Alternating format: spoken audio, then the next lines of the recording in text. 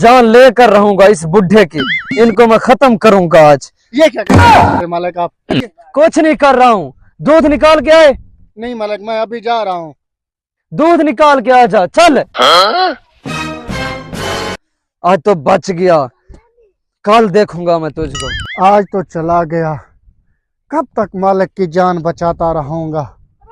मुझे लगता है आज मालिक को सब कुछ बताना ही पड़ेगा। बड़े भाई क्या किया, बाबा मर गए?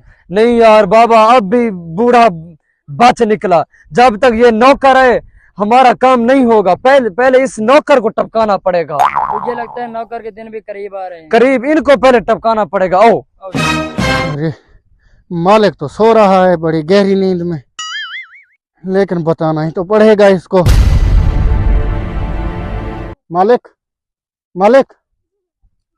आओ बेटा रशीद, बैठो इधर बैठो।